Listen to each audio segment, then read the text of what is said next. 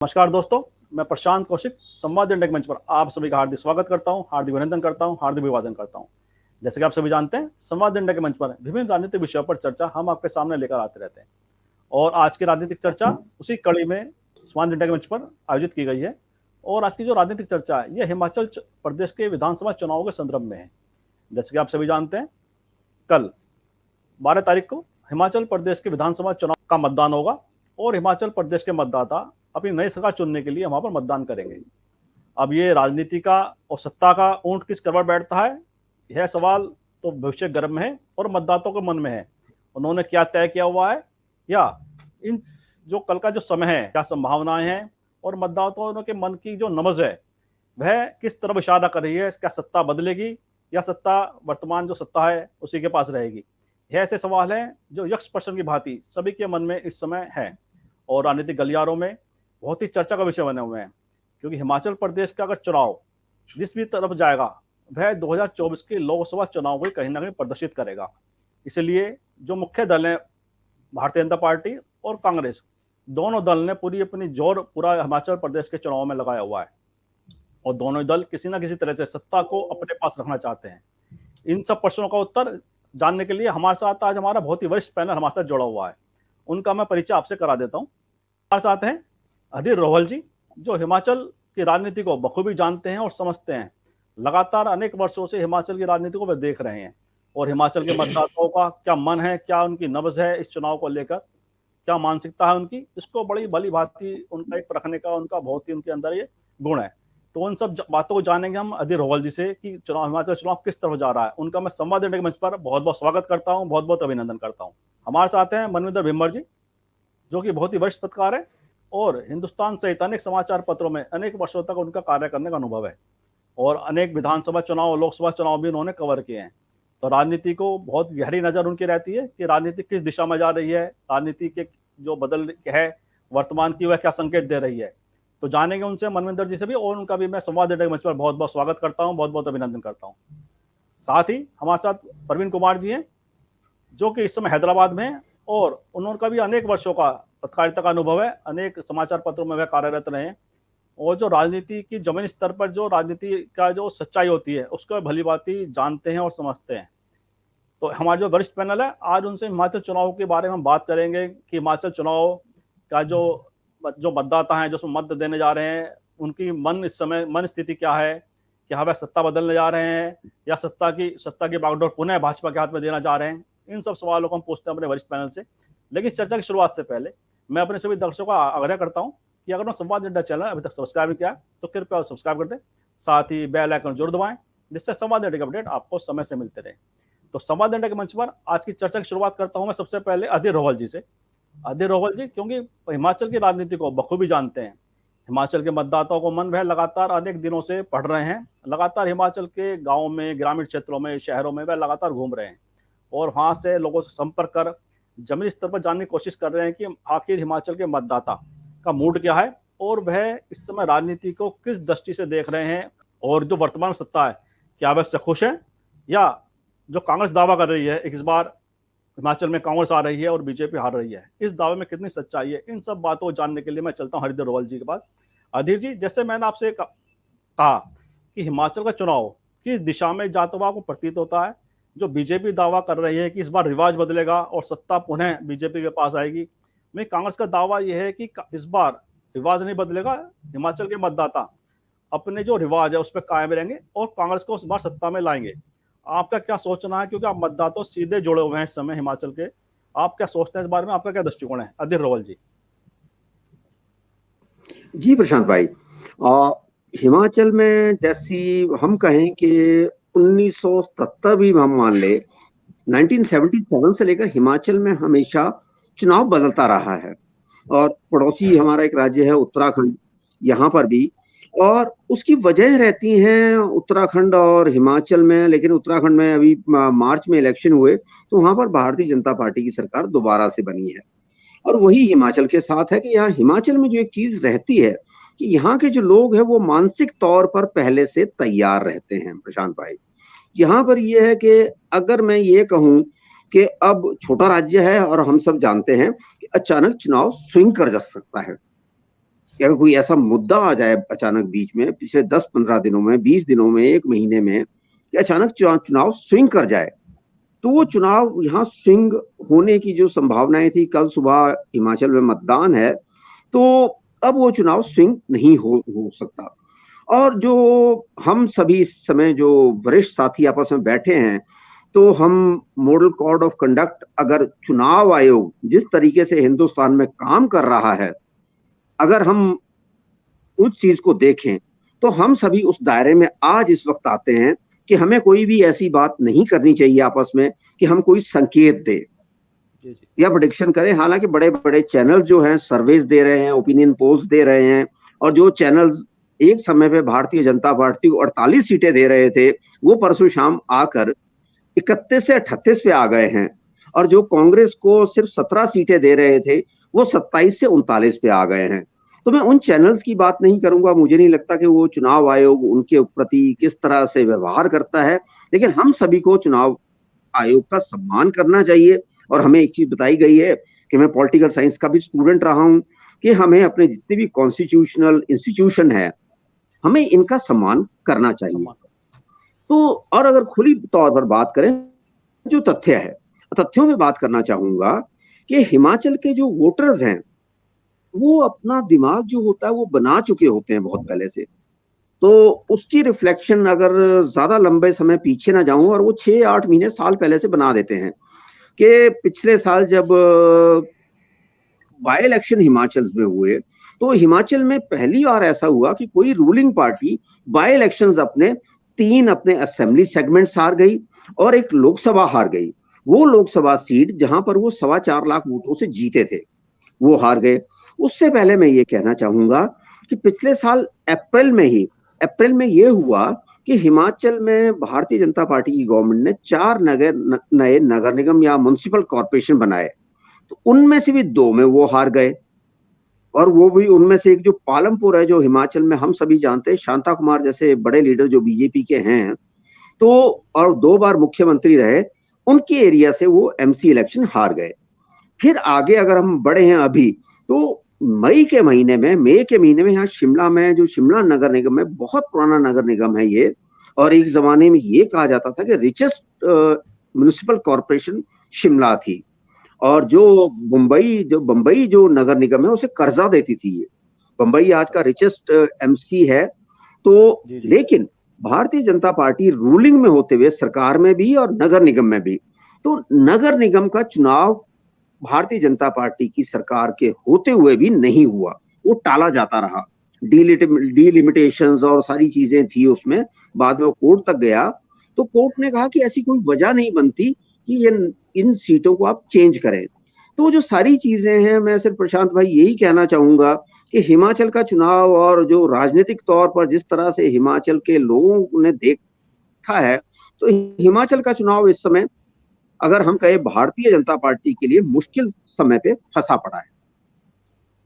जी जी जी जी, आपने कहा कि भारतीय जनता पार्टी के मुश्किल समय है वर्तमान में चुनाव जो है, और जिस तरह से आपने एक साल, लगभग 1 साल की हिस्ट्री बताई कि किस तरह से उपचुनाव के माध्यम से मतदाताओं ने संकेत दिया है, वह तो कल पता चलेगा कि मतदाताओं का मन बेसिकली क्या है और किस तरफ जाता है, जब मतगणना के रिजल्ट भी आएंगे उसको पता चलेगा। लेकिन एक आइडिया, जैसे हमने कहा पूर्वानुमान, और आपने बड़ी सही बात की, मैं पूरा सहमत हूँ कि चुनाव आयोग की जो गाइडलाइन है हमें उसका पालन करना चाहिए, सम्मान करना चाहिए। इसी प्रश्न को लेकर मैं मनविंदर जी के पास आता हूँ। मनविंदर, जैसे आपने सुना कि अधीर जी ने जो हिमाचल के मतदाताओं के मन के संकेत रूप में उन्होंने बताया कि किस तरह से का मतदाता सोच रहा है, और पिछले लगभग 1 साल के अंदर उन्होंने समय समय पर अपना दर्शाया भी है कि वो का मतदाता किस तरफ जाता दिखाई दे रहा है। और निश्चित में कांटे की लड़ाई हमें इस समय भाजपा और कांग्रेस के मध्य दिखाई देती है। आप क्या सोचती हैं, राजनीति इस समय हिमाचल किस स्टेज पर खड़ी हुई है, और वहाँ के जो राजनीति का जो ग्राफ है वह किस दिशा में झुकता आपको दिखाई देता है? मनविंदर जी। Thank you Prashant ji. अधीर जी ने जो बात कही मुझे बहुत पसंद आई कि मतलब वहाँ का मतदाता क्या सोचता है, ये सोचने की बात है।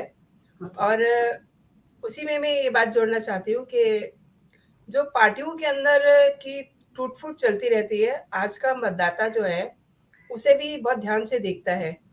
अगर हम कांग्रेस की बात करें तो कुछ दिन पहले ही कांग्रेस को एक बड़ा झटका लगता है।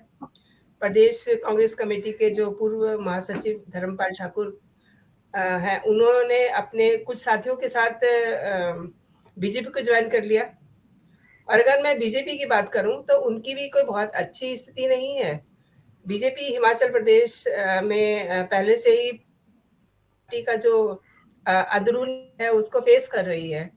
और हालांकि मतलब पीछे प्रधानमंत्री गए थे वहां, उन्होंने वहां के जो बागी हो गए नेता थे उनको मनाने की कोशिश भी की, लेकिन वो माने नहीं। तो ये सब चीजें जो है ये वोटर भी देख रहा है कि हम जिनको वोट देने जा रहे हैं, जो लीडिंग पार्टीज हैं, वो कहाँ खड़े हो रही हैं, वो कितनी मजबूत हैं, उनके अंदर कितनी लड़ाई चल रही है, ये वो सब वोटर्स जो हैं वो देख रहे हैं।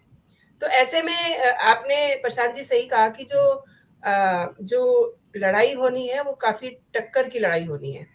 बिल्कुल, जैसा आपने भी वो कहा कि जो मुकाबला है काफी नजदीकी है। और प्रवीण कुमार जी से मैं इसी प्रश्न को पूछता हूँ। प्रवीण जी, जैसे आपने सुना पूर्व वक्ताओं ने जो हिमाचल की राजनीति के बारे में संकेत दिए, इस समय जो वहाँ की जो लड़ाई दिखाई देती है बड़ा नजदीकी दिखाई देती है। और साथ ही मनविंदर जी ने कहा कि प्रधानमंत्री जी ने जैसे वहाँ पे दौरे किए और जो वहाँ के रेबल कैंडिडेट हैं, चाहे वो बीजेपी के हैं कांग्रेस के हैं, दोनों के सिरदर्द बने हुए हैं, इसमें कोई दो राय नहीं दोनों पार्टियों के लिए। और जैसे कि हिमाचल में भाजपा शांता कुमार जैसा बड़ा नाम, वो राजनीति में इस समय कहीं भी सक्रिय दिखाई नहीं देता है। वहीं दूसरी तरफ जो पूर्व मुख्यमंत्री धूमल साहब थे, जिनके पुत्र कैबिनेट में दिल्ली में है, अनुराग ठाकुर जी, लेकिन धूमल साहब का भी टिकट कट गया और वह भी राजनीति में उस तरह से कहीं ना कहीं सक्रिय नहीं दिखाई दे रहे हैं। क्या ऐसे दो बड़े नेताओं को हिमाचल में दरकिनार करना भाजपा की राजनीति को नुकसान कर सकता है? और जिस तरह से एक वीडियो वायरल हुआ था कि प्रधानमंत्री जो बागी कैंडिडेट थे परमार साहब, फतेहपुर से चुनाव लड़ रहे थे, उनसे बातचीत कर वो कह रहे हैं कि भाई चुनाव है ना, एक वीडियो वायरल हुआ, सबने देखा होगा। तो क्या इससे जी की बात कर रहे हैं आप? जी, क्या भाजपा दबाव में दिखाई दे रही है इन सब बातों से? क्या संकेत है प्रवीण जी आपकी नजर में इन सब बातों के? नहीं, भाजपा दबाव में तो सब जगह है, कोई हिमाचल की बात नहीं है, गुजरात में भी दबाव में है और पूरे देश में दबाव में है। और एक बात साफ तौर पे मान लिया जाना चाहिए कि चुनावी मशीनरी का अगर दुरुपयोग नहीं होता है तो फिर वो परंपरा जारी रहेगी हिमाचल में कि 5 साल कांग्रेस 5 साल भाजपा, इसमें कहीं कोई दो मत नहीं है। जहां तक आप कह रहे हैं शांता कुमार और ये जो तमाम से लोग हैं, तो ये स्थितियां सब जगह हैं, बहुत सारे नेताओं के साथ। जैसे आप देखिए गुजरात में, देखिए 36 से 40 के बीच में आंकड़े हैं जिनका टिकट काट दिया गया है और उसमें विजय रूपानी भी है। तो ऐसे कद्दावर नेताओं के भी टिकट कटे हैं और तमाम जो सेकंड लेवल, ये अच्छी बात है कि नए लोगों को मौका दिया जा रहा है, ये अच्छी बात है। लेकिन विजय रूपानी जैसे कद्दावर नेताओं का टिकट कटना निश्चित रूप से इस बात को साबित करता है कि भाजपा दबाव में है, क्योंकि विजय रूपानी एक ऐसे मुख्यमंत्री थे जिनकी पूरी की पूरी सरकार को बदल दी गई बीच मतलब मिड टर्म में। उसके बाद भूपेंद्र पटेल आए, तो उनका जो एक एंटी इनकम्बेंसी थी उसको कम करने के लिए उनको हटा दिया गया और अभी तो है टिकट भी काट दिया गया। बीजेपी को लगा होगा कि भाई इससे बात नहीं बनने वाली है। तो वही स्थिति हिमाचल में भी है और हर स्टेट में हर जगह ये स्थितियां होती है और आने वाले समय में कोई मतलब दो राय नहीं कि हो सकता है कि नितिन गडकरी का टिकट कट जाए। ऐसे तमाम बहुत सारे नेता हैं देश में लोकसभा चुनाव में कि बड़े बड़े नेताओं के टिकट कट जाएंगे, वसुंधरा राजे का टिकट कट जाए। तो ये परंपरा हिमाचल में भी है और जो जमीनी स्थिति है वो अधीर जी से ज्यादा बेहतर हम लोग नहीं बता पाएंगे क्योंकि वो वहां पर हैं, हम लोग दूर से बैठे हुए हैं तो हमको बहुत अंदाजा नहीं है। लेकिन जो मुद्दे हैं वहां के, वो 4-5 जो मुद्दे हैं उसमें सबसे बड़ा जो मुद्दा है वो क्या बोलते हैं, पुरानी पेंशन को बहाली का मुद्दा है। उसके बाद ये है सेब बागवान, सेब किसान जो हैं सेब के, वो किसानों का मुद्दा है। वहाँ की सड़कें कहते हैं, अब अंदर में क्या स्थिति है मुझे नहीं मालूम, लेकिन जो रिपोर्ट्स आ रही है उसमें सड़कें बहुत खराब है वहाँ पर। तो ये कई 3-4 मुद्दे हैं, 4-5 मुद्दे हैं जो वो कहीं कहीं से बीजेपी को डैमेज कर रही है, डेंट लगा रही है। तो ये मोटा मोटी बातें हैं, हम लोग बहुत ज्यादा दूर से नहीं बता सकते, लेकिन हाँ जो मुद्दे हैं और जो चीजें खबर छन के आ रही हैं मीडिया में, जो चीजें सोशल मीडिया के थ्रू जितनी चीजें आ रही हैं, तो उससे यही अंदाजा लगता है कि कांग्रेस को बढ़त है। जैसा आपने बताया कि जो आपको लगता है कि कांग्रेस कहीं ना कहीं एज की स्थिति में है और कुछ कांग्रेस को फायदा होता दिखाई दे रहा है। हमारे साथ निर्मल गुप्ता जी जुड़ गए हैं, जो कि बहुत ही विख्यात पत्रकार हैं, साहित्यकार हैं और बहुत ही प्रसिद्ध व्यंग्यकार भी हैं, और इनका भी राजनीति को देखने का बड़ा एक लंबा अनुभव है, बड़ी गहरी समझ है। मैं उनका भी संवाद के मंच पर बहुत बहुत स्वागत करता हूँ, बहुत बहुत अभिनंदन करता हूँ। मेरा प्रश्न आपसे यह है कि जैसे हिमाचल में जो बीजेपी के नेता हैं, चाहे प्रधानमंत्री हैं, गृह मंत्री हैं, इसके अलावा जेपी नड्डा साहब खुद हिमाचल से आते हैं, तो जो 3 वरिष्ठ नेता हैं भारतीय जनता पार्टी के, वो लगातार हिमाचल को मथ रहे हैं, लगातार हिमाचल के अंदर दौरे कर रहे हैं, और लेकिन साथ में एक बात और निकल के आती है कि वहाँ जो प्रादेशिक नेतृत्व है वह उस तरह से उतना प्रभावशाली दिखाई नहीं देता है। क्या इसके दुष्परिणाम भाजपा को हो सकते हैं? साथ ही एक प्रश्न और है कि कांग्रेस में अगर शीर्ष नेतृत्व की बात करें, एक बात प्रियंका गांधी लगातार मतदाताओं के पास पहुंच रही हैं और दौरे किए, उन्होंने लगातार अपनी बात, पार्टी की बात हिमाचल के लोगों से कही है, लेकिन साथ में हिमाचल का जो प्रादेशिक नेतृत्व है कांग्रेस का, वो भाजपा के मुकाबले कहीं ना कहीं एक बढ़त लेते हुए दिखाई देता है। आपका क्या सोचना है इस बारे में? क्या इसका दुष्परिणाम या प्रभाव दोनों पार्टियों पर किस तरह से आप देखते हैं? देखिए, हिमाचल एक बहुत छोटा सा राज्य है। 35 का जादुई आंकड़ा पाने जो पालेगा वही वहां पे सरकार बनाएगा। तो पर मैं आपको ये एक बात बता दूं, जितना भी छोटा राज्य होता है, मतदान का गणित वहां पे उतना ही उलझा हुआ होता है। आप ये तो गणित की से बड़ी आसानी से लगा सकते हैं कि यहाँ से सूरज की या चांद की कितनी दूरी है, पर मेरे गिलास से पानी गिरा और फर्श पे पहुंचा, ये कितने सेकंड में पहुंचा और कितनी दूर तक उसके छींटे गए, इसका आंकड़ा निकालना मुश्किल होता है। यानी कि चीजें जब छोटी होती जाती हैं, चुनाव उतना ही उलझता जाता है। और इसलिए ये एक तरफा कोई भी आदमी, चाहे वो हरियाणा हो, चाहे वो हिमाचल हो, या छोटे राज्य हैं, या गोवा हो, या मणिपुर हो, या मेघालय हो, इसके बारे में आसानी से भविष्यवाणी कर नहीं सकता और करनी भी नहीं चाहिए। और वैसे भी जो वहाँ पे ग्राउंड रियलिटी उसी को पता होगी जो वहाँ पर रह रहा है या गया है, या उसने उन चीजों को किसी भी अन्य माध्यम से जानने की ठीक से कोशिश करी है। अब बात ये रही, इस समय बीजेपी के पास क्या क्या चीजें बीजेपी के खिलाफ जाती हैं।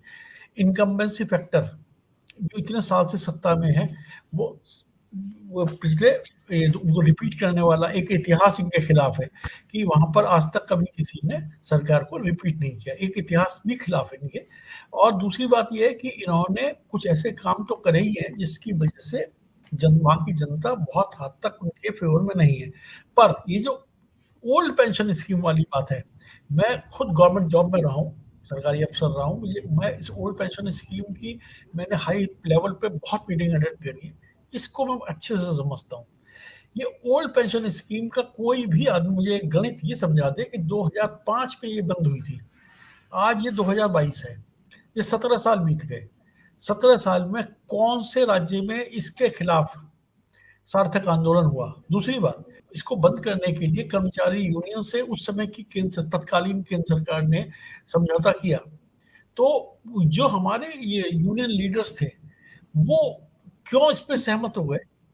क्योंकि जो न्यू पेंशन स्कीम है वो इस कदर धोखाधड़ी है और इतनी उलझी हुई है। मैंने एक दिन अभी आपके ही प्रोग्राम में पहले भी कहा था कि उन्होंने जो फंड्स न्यू पेंशन स्कीम में इकट्ठा होगा उसके कस्टोडियन 4 ऐसे लोगों को बनाया है जैसे कि आप दूध की रखवाली बिल्ली को देते हैं।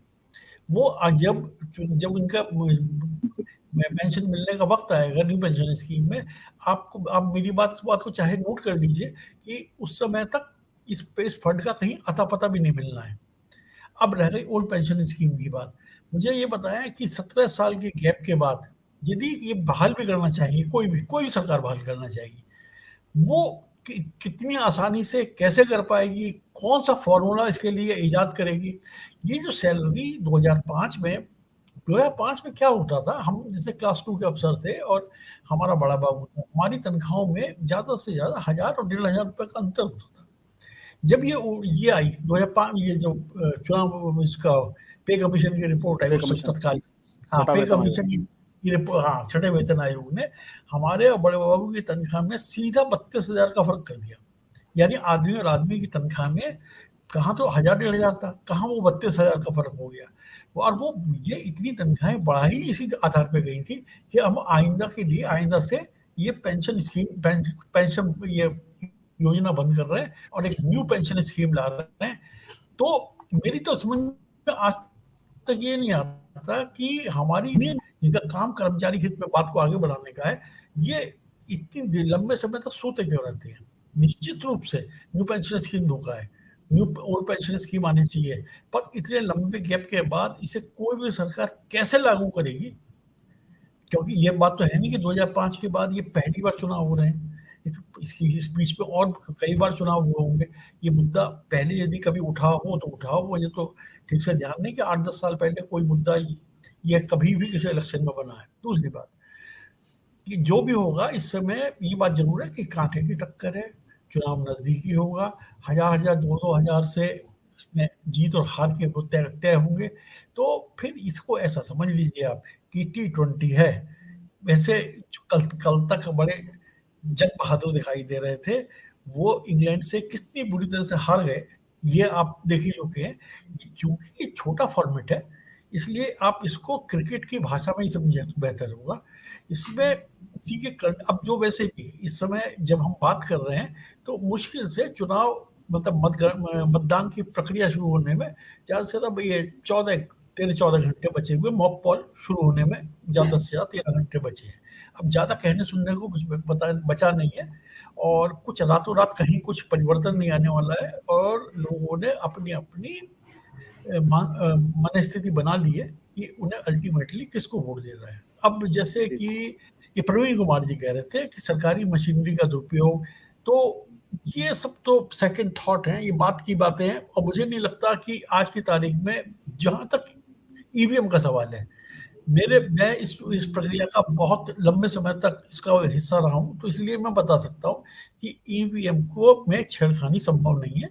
ये जब तक कि अनलेस की कोई हाई मतलब चुनाव आयोग से लेकर और फलानी जगह तक, उसमें प्रॉब्लम क्या है कि इस चुनाव में प्रक्रिया में क्यों बंगलिंग नहीं हो सकती? इसलिए नहीं हो सकती क्योंकि एक 4th क्लास एम्प्लॉय से लेकर प्रधानमंत्री तक इसमें शामिल होता है। यदि आप मुझे मैनेज कर लेंगे या किसी बड़े बाबू को डरा लेंगे, पर आप एक चपरासी को भी डरा लेंगे, ये संभव नहीं है, ऐसा होता भी नहीं है। इसीलिए जैसे हम कहते हैं ना कभी-कभी कि प्रिंट मीडिया के मुकाबले प्रिंट मीडिया टीवी से बेहतर है, क्योंकि प्रिंट मीडिया ऐसे लोगों के हाथ में होता है हमेशा जिनके ऊपर किसी तरह की धमकी, लालच और किसी तरह की कोई चीज काम नहीं करती। इसी तरह से चुनाव प्रक्रिया में इतने लोग शामिल रहते हैं, उस मशीन को उठाने, धरने, खोलने, उसकी ट्रेनिंग होती है महीने पहले से और जगह बार-बार उसे चलाया जाता है। वो उसमें कोई चिप लगा देगा, ये बिल्कुल ऐसा ही है कि कोई 2000 के नोट में चिप लगा देगा। इस विषय में मैं कहा बाद में, क्योंकि काफी लंबा विचार दूसरी तरफ चला जाएगा। ठीक है, तो ये मेरा मानना है कि छोटा राज्य है, यहाँ पर हार जीत बहुत थोड़े से होगी और इसमें कुछ भी संभव है और मुकद्दर अच्छा हुआ कांग्रेस ही इस मुकद्दर का सिकंदर साबित हो। जी, आपने बड़ी विस्तार से ईवीएम के बारे में और चुनावी प्रक्रिया के बारे में बताया और मैं प्रश्न को अब अधीर जी के पास आता हूँ। तो अधीर जी वहाँ की राजनीति को काफी नजदीकी से देख रहे हैं, लोगों से सीधा जुड़कर उनसे बातचीत कर रहे हैं, जानने का प्रयास लगातार कर रहे हैं कि चुनाव किस दिशा में जा रहा है। मैं उनसे पूछता हूँ कि जैसे लोगों से उनकी बातचीत होती है, कनेक्ट कर रहे हैं लोगों से, उन्हें क्या मुद्दा इस समय सबसे प्रमुखता से दिखाई देता है? बेरोजगारी का मुद्दा है, महंगाई का मुद्दा है, या जैसा कि ओल्ड पेंशन स्कीम है, या अग्निवीर का मुद्दा है? तो 4-5 मुद्दे, क्योंकि राजनीति इस समय गलियारों में बहुत ही चर्चा का विषय है। अग्निवीर हो, महंगाई का हो, बेरोजगारी है, ओल्ड पेंशन स्कीम है, या सेब जो इंडस्ट्री है उसका विषय है। मतलब अधीर जी आप क्या सोचते हैं, कौन सा मुद्दा इसमें सबसे ज्यादा प्रभावशाली राजनीति में वहां दिखाई दे रहा है आपको, जिससे वहां की राजनीति प्रभावित होती दिखाई देती है आपको? अधीर जी। प्रशांत जी, एक तो प्रवीण जी को छोड़कर अगर आप भी हैं, कोई भी है, कांटे की टक्कर आप बात कर रहे हैं, तो हिमाचल में कांटे की टक्कर बिल्कुल नहीं है। सबसे पहली बात मैं ये क्लियर कहना चाहूंगा कि यहाँ, और फिर आपने मुद्दों की बात की, अगर उन मुद्दों पे मैं आऊंगा तो ये सारी चीजें सार्वजनिक हो जाएंगी। छोटा सा प्रदेश है ये कि 21 लोग 68 सीटों में से 21 सीटों पे भारतीय जनता पार्टी के रेबल्स खड़े हैं, और वो रेबल्स कि जिन्हें प्रधानमंत्री को फोन करना पड़ रहा है। तो हम सब यही कहना समझ सकते हैं हिमाचल के लोग कि हिमाचल की राजनीति आने वाले दिनों में किस तरफ जाने वाली है। रही बात मुद्दों की, तो कोई भी एक भी इशू इस टाइम अगर हम कहें कि देश की जो सबसे अनुशासित और दुनिया की सबसे बड़ी पार्टी है उसके फेवर में नहीं है। उनके बड़े से बड़े नेता, अब मैं खुलकर बात करना चाहूंगा कि उनके बड़े से बड़े नेता हिमाचल में आए और हिमाचल में आने के बाद ना प्रधानमंत्री नरेंद्र मोदी वो बात कह पा रहे हैं कि स्टेट के लोगों को कनेक्ट कर पाए, स्टेट के इश्यूज पे बात कर पाए, और ना कोई उनका लीडर किसी इश्यूज पे बात कर पा रहा है। तो भारतीय जनता पार्टी के पास इस समय राष्ट्रीय, आप ये सोचिए हिमाचल जैसे प्रदेश में जो बहुत सेक्युलर स्टेट है, और सेक्युलर नहीं है, ये हमारे सोशल इंडेक्स पे हिमाचल बहुत एक आगे की स्टेट है। और एजुकेशन और लिटरेसी अगर हम कहें तो केरल के बाद सबसे ज्यादा अगर एजुकेशन का लेवल है तो हिमाचल में है, ठीक है। और उसके बाद भी अगर भारतीय जनता पार्टी यहाँ पर अपने घोषणा पत्र में ये कहती है कॉमन सिविल कोड, और जो सड़क के किनारे बड़े बड़े फ्लैग्स लगे पड़े हैं उनमें कि हमने जी धारा 370 हटा दी, राम मंदिर बनवा दिया, काशी विश्वनाथ कॉरिडोर, इन चीजों पे अगर भारतीय जनता पार्टी बात हिमाचल में कर रही है तो उनका जो घोषणा पत्र है वही उनके फेलियर का एक बहुत बड़ा कागज सामने आया है। अब भारतीय जनता पार्टी ये कह रही है, और हमें सोच के हैरानी होती है कि भारतीय जनता पार्टी के हम 33% रिजर्वेशन जो है फीमेल्स को देंगे जॉब्स। 5 साल आपकी सरकार थी, और देश में क्या आप ये एजेंडा लेकर जा सकते हैं? देश में आप कहकर देखिए, भारतीय जनता पार्टी अगर ये बात कह दे, इनके अपने ही लोग इनके साथ नहीं होंगे। और हिमाचल में आप बात आई मुद्दों की, तो मुद्दे ऐसा नहीं था कि कांग्रेस यहाँ बहुत ही कोई आराम से बैठी थी या उसके लिए बहुत आसान ये चुनाव था, लेकिन कांग्रेस के हाथ में भारतीय जनता पार्टी ने खुद ही मुद्दे दे दिए हैं। ओल्ड पेंशन स्कीम जिस इशू को लेकर, और हिमाचल में कर्मचारी और छात्र राजनीति ये बहुत ज्यादा संगठित रही है। यहाँ पर बहुत ही कर्मचारी जो है हिमाचल का वो बहुत ही संगठित है और एक ऑर्गेनाइज्ड है, और वो सत्ता को बदल सकता है। और इस हिमाचल के कर्मचारियों ने, और अगर हम दो चीजें एक साथ देखें कि जिस मुद्दे पे मैंने बात की कि रिलीजन, अगर धर्म का यहाँ इफेक्ट होता तो 1992 में जब बाबरी मस्जिद डेमोलिशन हुआ, तो उसके बाद जब 1993 में इलेक्शन हुआ, उसमें 2 फैक्टर एक साथ काम कर रहे थे। एक तो शांता कुमार का जो कर्मचारियों के खिलाफ जो एक फैसला था नो वर्क नो पे, कि हड़ताल नहीं होनी चाहिए हिमाचल में, तो वो कर्मचारी उनसे छिटक गया। दूसरी तरफ अगर मतलब हिंदू स्टेट कह सकते हैं इसे, कि जहां पर 96% हिंदू है, लेकिन बाबरी मस्जिद के बाद भाजपा ने सबसे बुरा अगर इलेक्शन कहीं देखा है तो हिमाचल में, जहां पर सिर्फ 7 सीटें भारतीय जनता पार्टी को दी गई थी, और शांता कुमार अपने जो दोनों निर्वाचन क्षेत्र थे पालमपुर और सुलह, शांता कुमार वहां से चुनाव हार गए। तो जो ओल्ड पेंशन स्कीम है ये मसला, और मतलब अच्छी बात है कि हिमाचल में 1993 के बाद 29 साल बाद दोबारा से कर्मचारी सामने दिखा है, सड़कों पे दिखा है।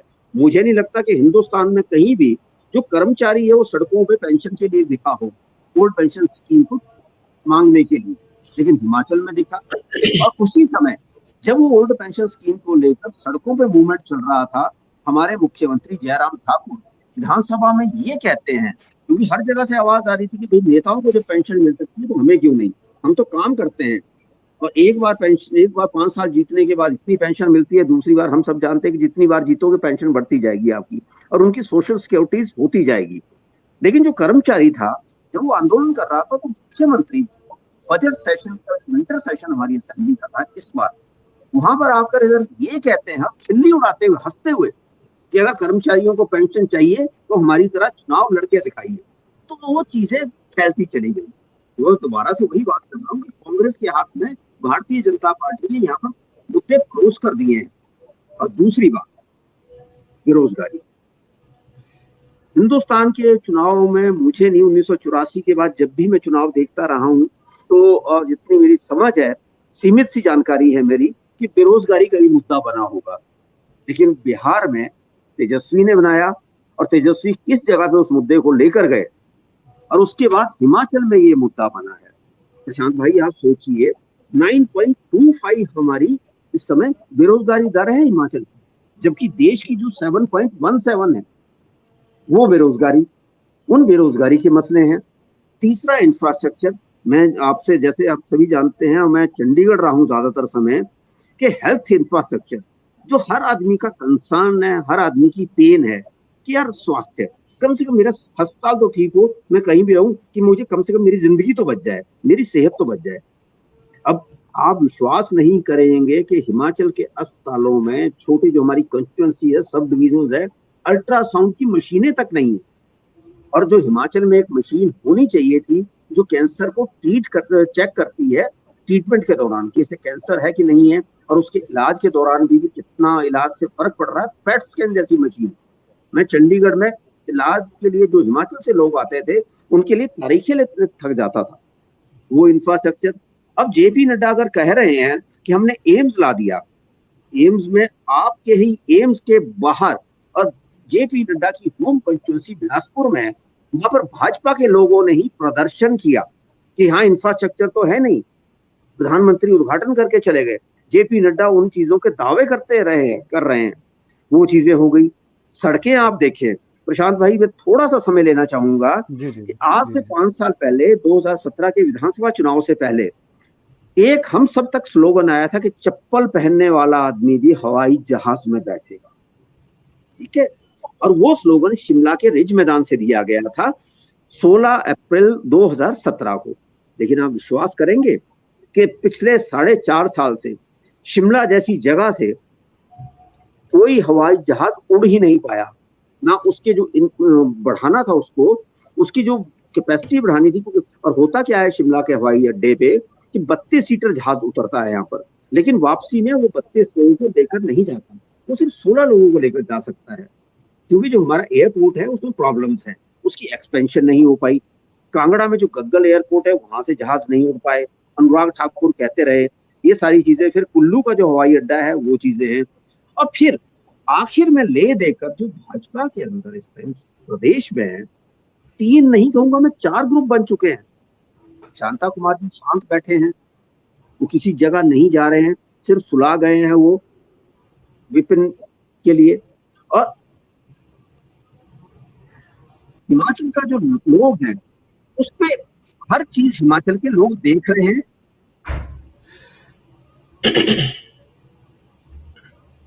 कनेक्शन कट गया, उनका बार बार प्रॉब्लम आ रही है।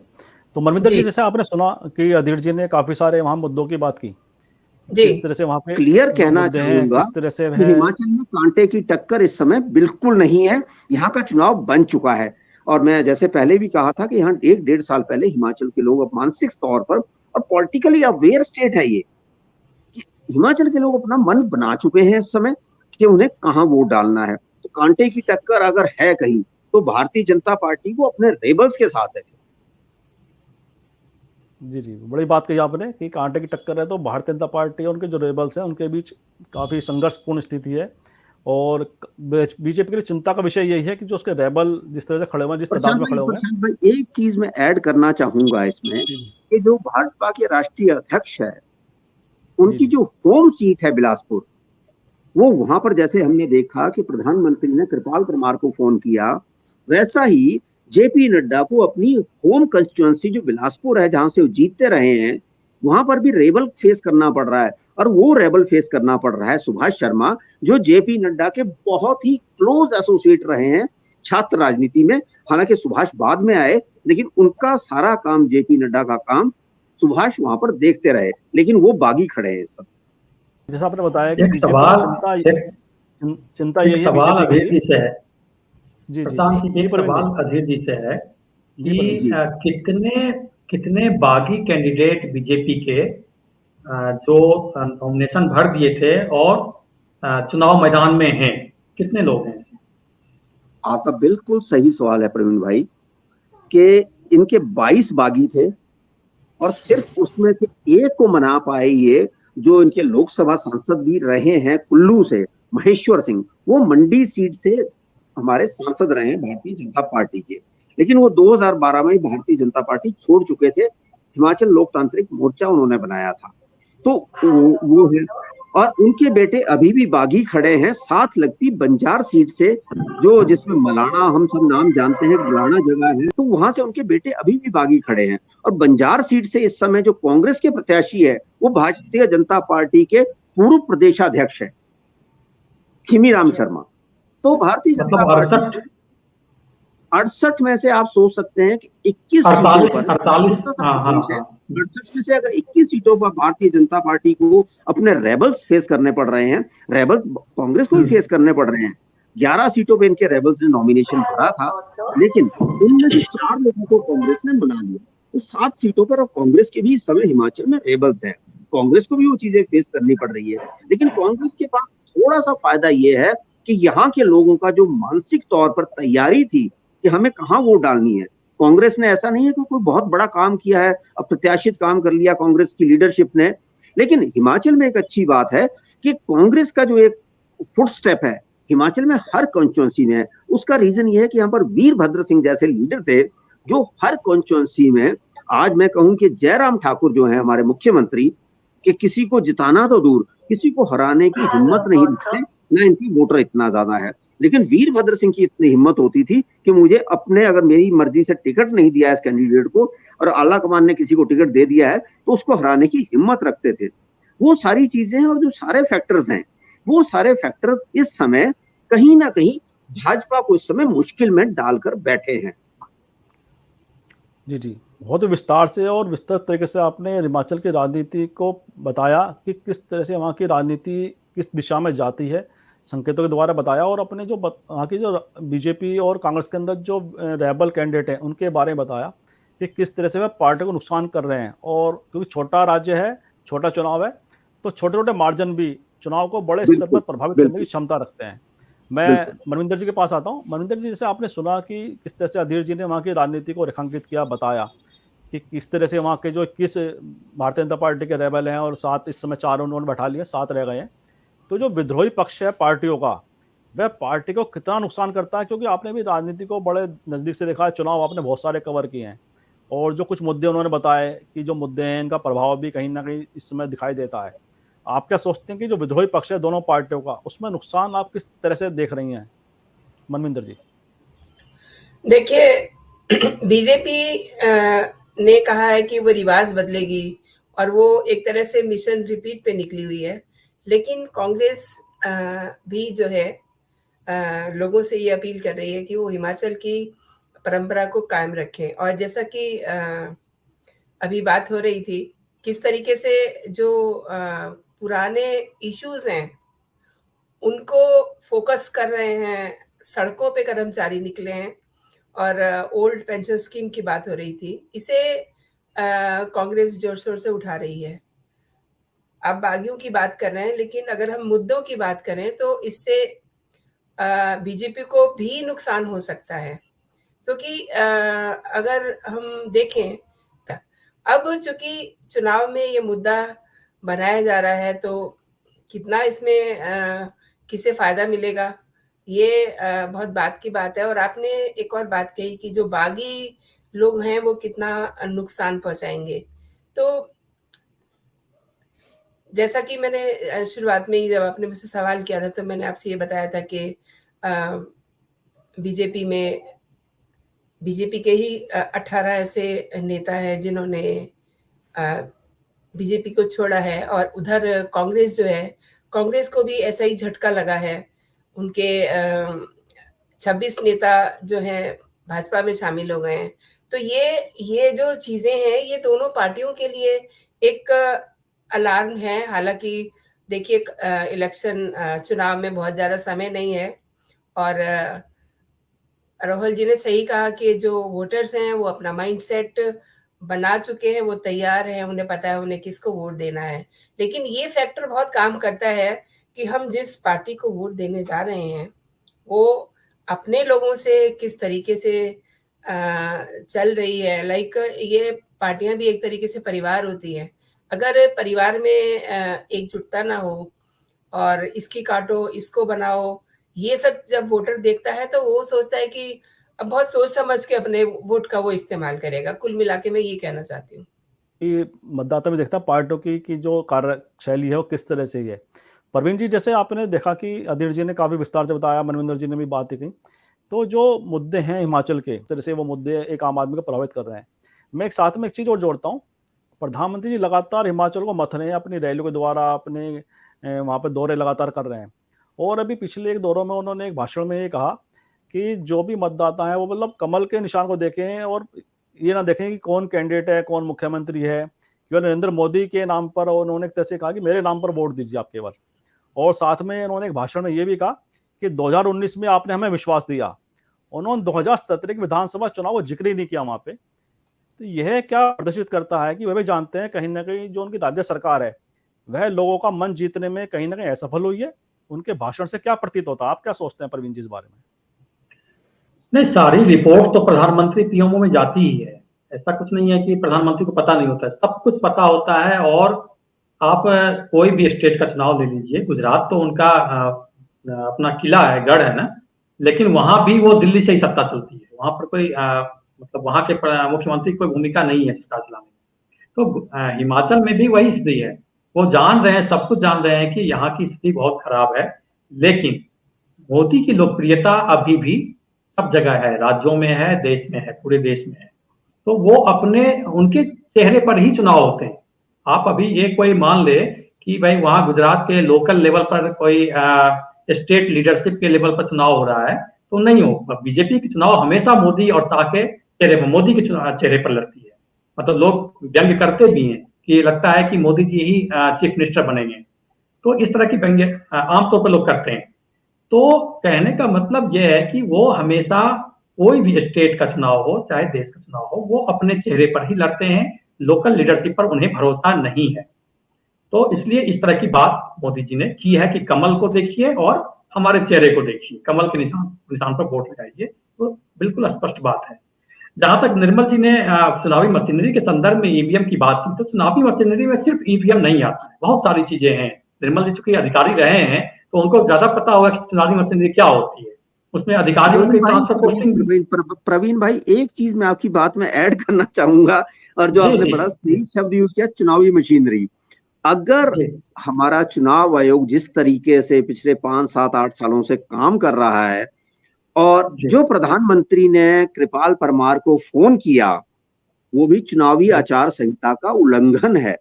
और अगर हमारा चुनाव आयोग निष्पक्ष होता तो उस चीज पे भी चुनाव आयोग कोई ना कोई सुमोटो लेकर फैसला लेता। लेकिन आपकी बात सही है कि चुनावी मशीनरी सिर्फ ईवीएम नहीं है, काफी चीजें हैं। बिल्कुल। कार्यक्रम के अंतिम पड़ाव पे हम आ गए हैं और अधीर जी का भी दूसरी जगह एंगेजमेंट है, तो कार्यक्रम का समापन की तरफ हम चलते हैं। और निर्मल जी के पास मैं आता हूँ। निर्मल जी, जैसे आपने बहुत बहुत धन्यवाद आप सभी का। और निर्मल जी, जैसे आपने सभी वक्ता को सुना कि किस तरह से उन्होंने हिमाचल की राजनीति को रेखांकित किया है, क्या उन्होंने महसूस किया है हिमाचल के मतदाताओं के मूड को, किस तरह से वह अपने हिसाब से उसका आकलन कर रहे हैं। मतलब निर्मल जी, अंतिम पड़ाव में कार्यक्रम के हैं कि और आप क्या सोचते हैं, क्या निष्कर्ष है आपका कि कल चुनाव है, कल मतदान होने जा रहा है हिमाचल के अंदर, और जो मुद्दों की बात हुई, आपको सब पता है कि किस तरह से मुद्दे एक आम आदमी को प्रभावित करते हैं, चाहे महंगाई का हो, बेरोजगारी का हो, और ओपीएस है क्योंकि आप सरकारी कर्मचारी रहे हैं।